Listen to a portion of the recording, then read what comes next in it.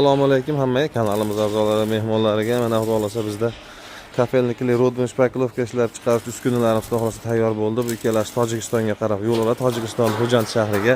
Bu apparatlarimizni kafelnikli rodman shpakilovka ishlab chiqarish uchun mo'ljallangan bo'lib, mana bu apparatlarimizni безопасный setkalargacha qo'yilgan. Ruchnoy hisoblanadi bu apparatlarimiz. Jamiki bir 7 xil mahsulotni chiqaradi bitta apparatda. Kimga mana shunaqa uskunalar kerak bo'lsa, bemalol murojaat qilaverasizlar. 380 volt tokda ishlaydi.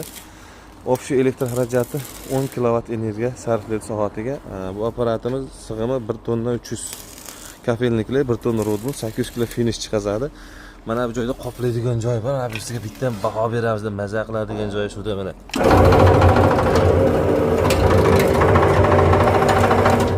Xullas 70 santimetrgacha napor bilan uradi.